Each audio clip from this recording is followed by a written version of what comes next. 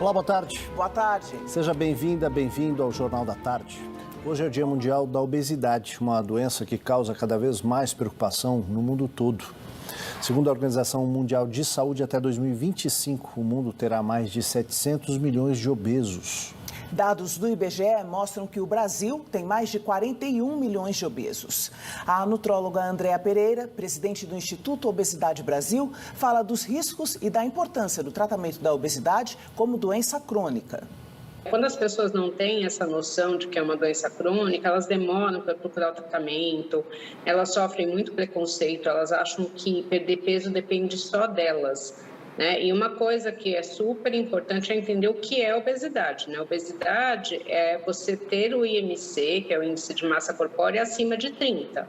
Então, você tem que pegar o peso, dividir pela altura ao quadrado, e dando acima de 30, você já está dentro da categoria da classificação obesidade. Não é achar que tem umas gordurinhas a mais. E essa classificação, ela piora o prognóstico de uma série de doenças e faz também com que você tenha uma série de doenças associadas, como pressão alta, diabetes, aumento dos triglicéridos do colesterol, problemas osteoarticulares, cardíacos e até aumento de risco de câncer também. A obesidade é fator de risco para diversas doenças, inclusive para a Covid-19. É um fator de risco, A obesidade leva a mais chance de complicações. A maioria dos casos da Covid-19 vão evoluir de uma forma leve, às vezes até a pessoa nem tem sintomas, mas com a obesidade associada, você pode ter mais complicações, porque a obesidade diminui o tamanho do pulmão, por causa do volume abdominal, Geralmente a pessoa tem uma barriga proeminente, isso deixa o pulmão menor.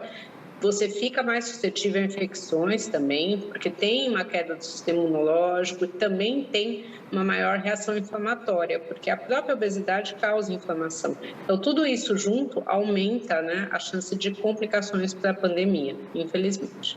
Os hábitos da vida moderna nos levam à obesidade. É preciso mudar a mentalidade? Sim, A vida moderna, ela facilita, ela é muito boa, a gente não está criticando a vida moderna, mas ela facilita, por exemplo, a aquisição de comida. Hoje, se eu clicar no celular, eu consigo o que eu quiser. E geralmente, quando a gente tem fome de comidas mais calóricas, mais gordurosas, Então isso facilita. Uma outra coisa, a gente fica muito na frente do computador, Esse um ano aí que passou, a gente ficou mais ainda. Então, a minha atividade física diária, ela é muito menor.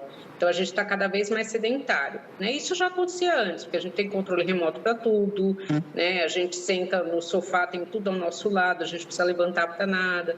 Mas agora, na pandemia, isso foi um pouco exacerbado, A gente antecipou algo que ia acontecer provavelmente daqui a uns 10 anos, que era trabalhar de casa, Dar entrevista pelo Zoom, por exemplo. Então, tudo isso, a pessoa às vezes está com sobrepeso, está com um pouquinho a mais de peso, mas juntando essa alimentação mais calórica e a falta de atividade física, você consome mais do que você gasta. E aí você entra na obesidade. Então, eu sempre falo para os meus pacientes que é como atravessar uma ponte. Se você está no meio da ponte, você ainda consegue voltar para trás. Mas depois que você atravessou, você está com um diagnóstico de uma doença crônica. Então, isso é para sempre.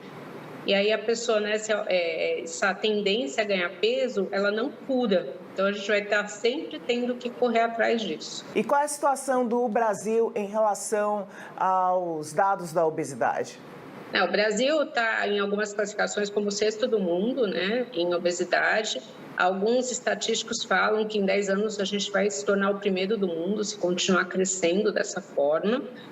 Hoje a gente tem em média 24%, aí na última pesquisa do IBGE, do modo geral de obesidade, mais 30% nas mulheres, e mais ou menos 22,8% nos homens.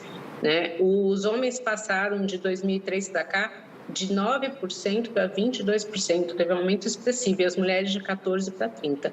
Então, a gente está vendo isso, crescer muito nos últimos anos, não só aqui no Brasil, é um problema mundial.